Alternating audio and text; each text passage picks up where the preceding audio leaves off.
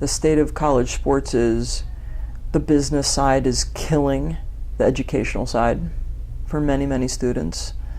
The state of college sports is overblown. The state of college sports is dualism, right? There's really two different conversations. And one is about student education and character and positive competition, great sportsmanship, educational endeavor, and the other is a very big business approach, a very entertainment approach. I love watching college football. I love watching, right, some of these college, but that's very different than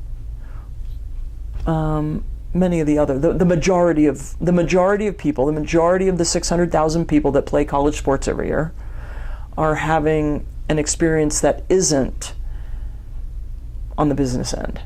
Programs at the flagship universities, state flagship universities, that are spending 40, 50, 60, 70, 80 million, 150 million, 200 million on their athletic program, right? Division I, lot of resources going into the programs. I was at one of those, right? I was a swimmer at the University of Texas, but I wasn't a football player at the University of Texas, and I wasn't a basketball player at the University of Texas. So I think, really, we do a disservice when we say Division I or Division III. I think that we need to be careful even when we say how much an institution is spending on their athletics program.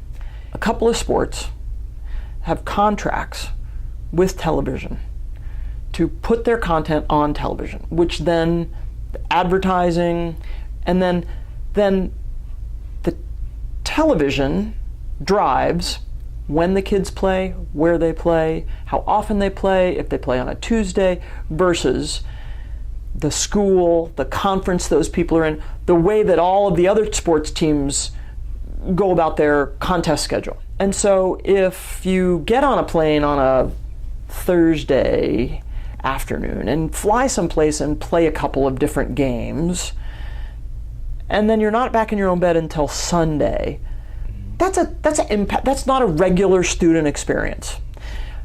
Or if your conference schedule is to play a basketball game on Wednesday, Saturday, except for when you play on TV, and then all hell breaks loose, and you might fly to Boise, Idaho on Monday. Well, I have a class on Monday, and I have a class on Tuesday. Well, we're going to leave on Sunday. So the reality of the sports that are signing these contracts to and it's not sports, it's the institutions, and it's the NCAA on their behalf, right? So that brings the conversation to, okay, where's all that money going? And why are we impacting the kids' schedules that way? If you're looking at it from an educational standpoint, right?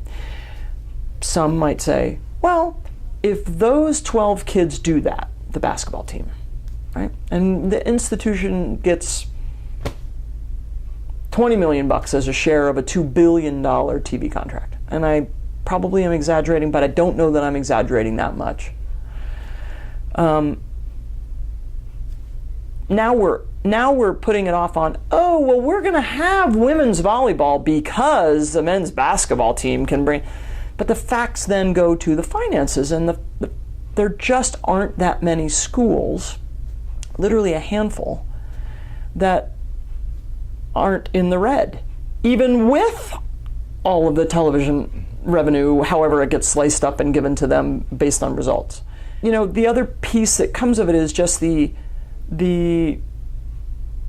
elevating of the value of the endeavor when you don't need to elevate it. It's a perfectly awesome endeavor. The vast majority, right, even if you subtract out all of the Division I football players, and that would be a disservice to many of the Division I football players, but if you then also threw out all of the men's Division I basketball players and now some of the women's Division I basketball players, you still have 580,000 student athletes who are closer to, they have a caring coach who's trying to help them. They're just trying to, and you can play lots of games and be a great student. These concepts are not mutually exclusive. It's when we've interjected these things from outside the endeavor right, that bring the entertainment value, that elevate the entertainment value past what it just should and could be.